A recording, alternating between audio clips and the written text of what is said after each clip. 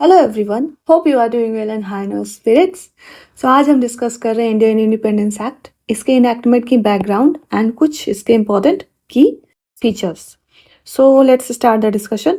सब बात है 20 फरवरी 1947, 20 फरवरी 1947 की, जब उस समय के ब्रिटिश प्राइम मिनिस्टर क्लीमेंट एटली का एक डिक्लेरेशन आता है और वो कहते हैं कि ऑन 30 जून 1948, 30 जून 1948 को इंडिया में ब्रिटिश रूल इंड हो जाएगा एंड जो पावर है वो ट्रांसफ़र कर दिया जाएगा रिस्पॉन्सिबल इंडियन हैंड्स में। अब इस डिक्लेरेशन के बाद मुस्लिम लीग का एजिटेशन स्टार्ट हो जाता है। किस लिए? They wanted partition, they want a separate nation called Pakistan. इसकी डिटेल हम हिस्ट्री में देखेंगे। सो ये डिक्लेरेशन और मुस्लिम लीग का एजिटेशन ये लीड करता है एक ऐसे दिन को जहाँ पे 3 जून 1947, 3 जून 1947, जहाँ पे ब्रिटिश गवर्नमेंट ये डिक्लेयर करती है कि जो कॉन्स्टिट्यूएंट असेंबली है इंडिया की, जो कि कॉन्स्टिट्यूशन फ्रेम कर रही है, ये उन पार्ट में एप्लीकेबल नहीं होगा जो कि पार्ट इसको एक्सेप्ट करने के लिए तैयार नहीं हो। क्लियर है ये? 3 जून 1947 को क्या डिक्लेरेशन आता है कि जो कॉन्स्टिट्यूएंट असेंबली ऑफ इंडिया, जो कि 1946 में फॉर्म की गई थी, जो कॉन्स्टिट्यूशन फ्रेम कर रही है, वो उन पार्ट में एप्लीकेबल नहीं होगा जो कि इसको एक्सेप्ट करने के लिए रेडी नहीं है। और ये डिक्लेरेशन का बैकड्रॉप क्या है? ये मुस्लिम लीग का एजिटेशन। तो एक तरह से इन प्रिंसिपल अप्रूवल इस पार्टीशन का इस डिक्लेरेशन में हमें मिलता है।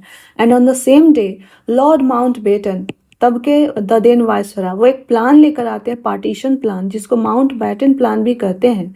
इसमें इस प्रिंसिपल का मैनिफेस्टेशन देखने को मिलता है, जिसको माउंटबेटन प्लान के थ्रू इंडिया को 2 डोमिनियंस में सेपरेट कर दिया जाता है, पार्टीशन कर दिया जाता है, dominion of India and dominion of Pakistan का, and so on.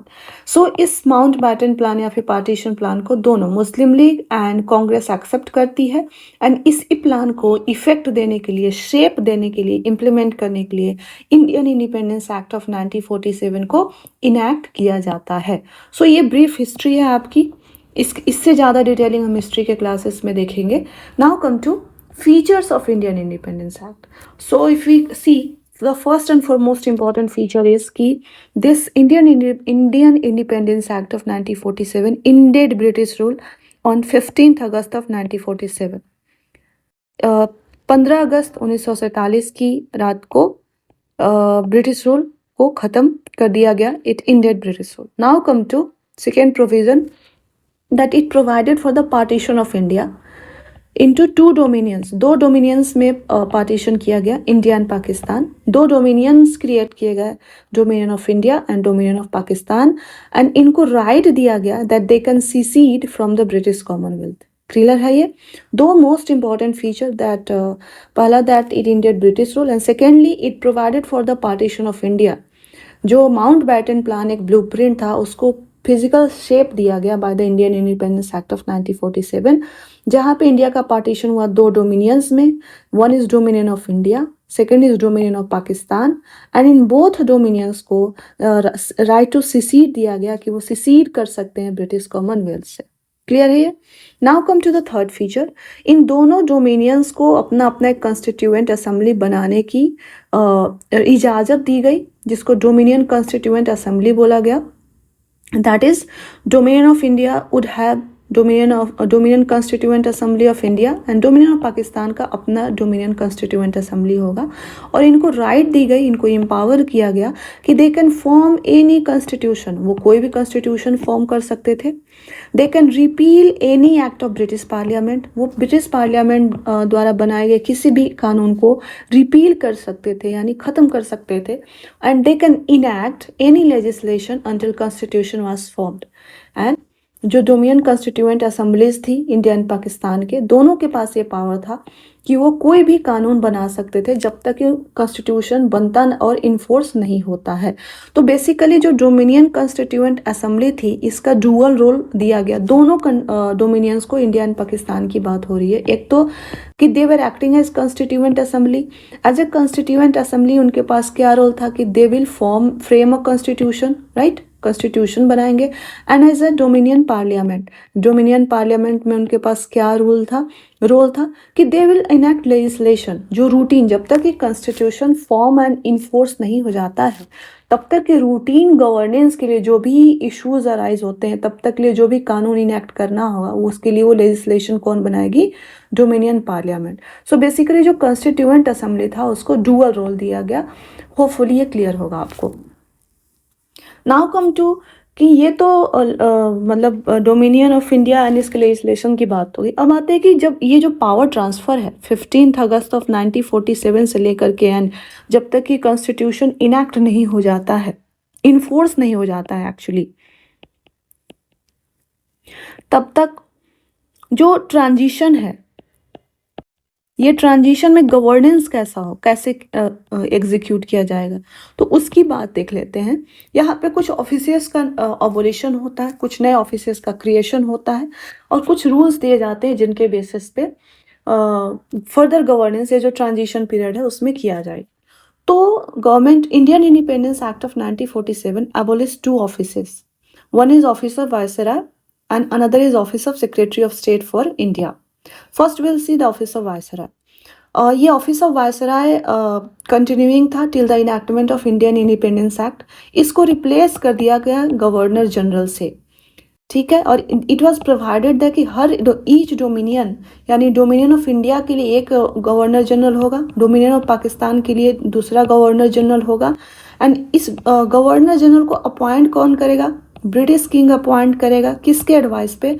Dominion cabinet के एडवाइस पे। 1946 में इलेक्शंस हुए थे, उस समय एक टेम्पोररी गवर्नमेंट बनी थी, वो वही है ये dominion cabinet.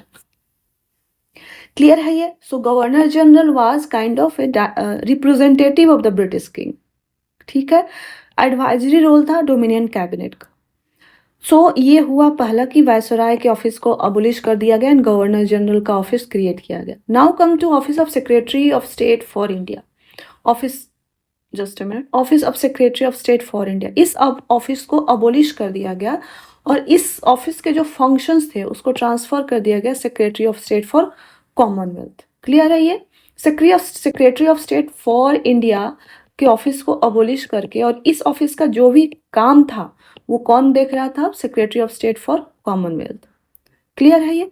Now come to point number 6 and 7, we'll come to point 5 later on.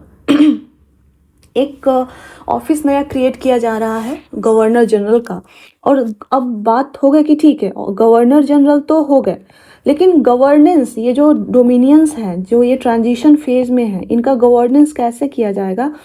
तो इंडियन इंडिपेंडेंस एक्ट ऑफ 1947 ने बताया कि जब तक ये अपना कॉन्स्टिट्यूशन इनैक्ट एंड इन्फोर्स नहीं कर लेते हैं, till then the governance of each dominions will be carried on in accordance with the provisions of Government of India Act 1935, ठीक है। जब तक कि अपना कॉन्स्टिट्यूशन नहीं बना लेते हैं तब तक इनका governance government of India Act 1935 के बेसिस पे होगा। नाउ इस act government of India Act 1935 के इनैक्टमेंट से पहले ब्रिटिश मोनार्क के पास कुछ पावर्स थे कि जो इंडियन लेजिस्लेटिव काउंसिल है उसके द्वारा इनैक्ट किए हुए कुछ बिल्स पे उसके पास ब्रिटिश मोनार्क के पास वीटो पावर था and at the same time उसके पास पावर था कि वो कुछ बिल्स को रिजॉल्व कर सकता था, ठीक है, गवर्नमेंट ऑफ इंडिया एक्ट 1935 के इनैक्टमेंट से पहले। बट इस एक्ट के द्वारा ये जो पावर था ब्रिटिश मोनार्क के पास, इसको इससे डिप्राइव कर दिया गया। डिप्राइव मतलब छीन लिया गया और इस किस में वेस्ट कर दिया गया? गवर्नर जनरल में। क्लियर है? अब गवर्नर जनरल के पास पावर होगा कि वो जो डोमिनियन पार्लियामेंट कोई अगर बिल बनाती है उसको वीटो कर सकता है, डोमिनियन पार्लियामेंट कोई लेजिस्लेशन बनाती है उसको रिजर्व कर सकता है अपने कंसिडरेशन के लिए, and at the same time dominion parliament कोई भी बिल बनाती है तो उस पर एसेंट किसका होगा? गवर्नर जनरल का होगा, और ये एसेंट किसके नाम में लिया जाएगा? In the name of his majesty. ये क्लियर है ये? सो यहाँ पे मैं हाईलाइट करना चाहूँगी कि जो हम बुक्स में पढ़ते हैं, बहुत सारे बुक्स में लिखता है कि गवर्नमेंट ऑफ इंडिया एक्ट 1935 से हमें सोवरिन स्टेटस मिल गया, तो ऐसी कोई बात नहीं है, अगर आप अब तक समझे होंगे। यहाँ पे ब्रिटिश गवर्नमेंट जो डायरेक्ट एडमिनिस्ट्रेशन है उसको विड्रॉ कर लेती है और अपना एक रिप्रेजेंटेटिव यहाँ पर अपॉइंट करती है जिसका नाम है गवर्नर जनरल। इसका अपॉइंटमेंट भी ब्रिटिश क्राउन या ब्रिटिश मोनार्क ही करता है। क्लियर है ये? गवर्नेंस किस एक्ट के थ्रू होगा? तो गवर्नमेंट ऑफ इंडिया एक्ट के 1935 के थ्रू होगा। अब इस गवर्नर जनरल के पास वीटो पावर भी है। इस गवर्नर जनरल के पास बिल्स को रिजर्व करने का भी पावर है। और ये इस गवर्नर जनरल के पास ये भी पावर है कि जो डोमिनियन पार्लियामेंट कोई भी बिल बनाती है तो एसेंट कौन करेगा? गवर्नर जनरल करेगा। सो हमें सोवरेन स्टेटस नहीं मिली थी, हमें सिर्फ डोमिनियन स्टेटस मिला था, जिसको सेल्फ रूल कह सकते हैं कि ओवरऑल जो हम क्राउन के अंदर ही रहेंगे, अंडर रहेंगे, बट सेल्फ रूल करेंगे। तो ये है जो हमने 1916-17 में डिमांड की थी, वो यहाँ पे मिला था, kind of dominion status. Clear है ये? होपफुली आपको क्लियर होगा। Now come to some other provisions.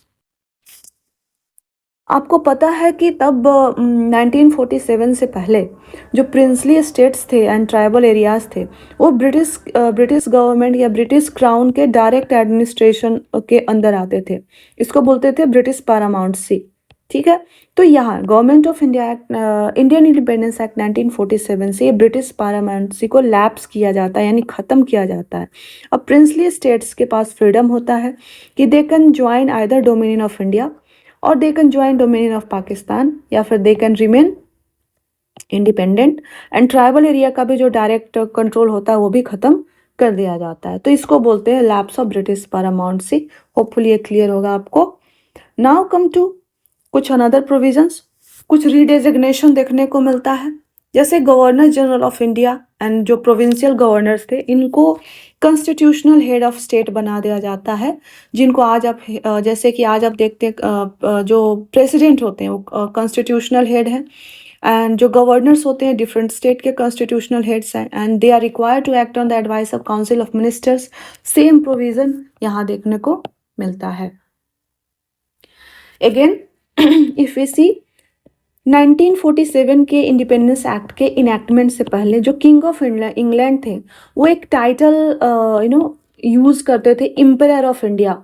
सो इस एक्ट से ये जो टाइटल भी है उसको ड्रॉप कर दिया गया। And last but not the list, जो civil services recruitment and appointment की जाती थी ब्रिटिश गवर्नमेंट के अंदर, उसको डिसकंटिन्यू कर दिया गया। अब ये काम जो है वो जो डोमिनियन पार्लियामेंट है वो अपने हिसाब से कर लेगी, या चाहे वो कॉन्स्टिट्यूशन के इनैक्टमेंट के पहले करे या बाद करे। सो ये जो काम है इसको डिसकंटिन्यू कर दिया गया। So overall these are the important features of Indian independence Act 1947। जो ब्रीफ बैकग्राउंड है, किस बैकग्राउंड में इनैक्ट किया गया, पार्टीशन का जो ब्लूप्रिंट है वो कब तैयार किया गया और क्यों तैयार किया गया, प्रोविजंस क्या थे, हमें सोवरेन स्टेटस नहीं मिला था, वी वर नॉट सोवरेन, हमें डोमिनियन स्टेटस मिला था। एक काइंड ऑफ जो डायरेक्ट रूल था ब्रिटिश क्राउन का वो यहाँ पे इनडायरेक्ट हो गया था।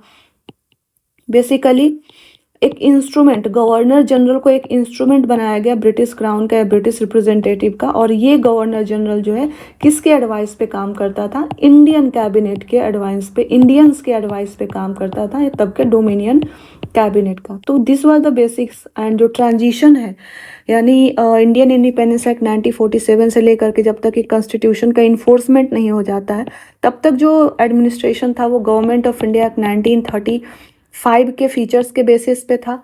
डोमिनियन कॉन्स्टिट्यूएंट असेंबली के पास दो पावर था, एक कॉन्स्टिट्यूशन इनैक्ट करना एंड दूसरा एक dominion as a dominion parliament routine legislation enact करना। इन रूटीन लेजिस्लेशन पे गवर्नर जनरल का वीटो था, वो बिल्स को रिजर्व कर सकता था, एंड इन बिल्स को एक्ट बनाने के लिए भी गवर्नर जनरल का एसेंट चाहिए होता था। So make it clear that we were not sovereign. ठीक है, so this is all about this discussion. Thank you very much.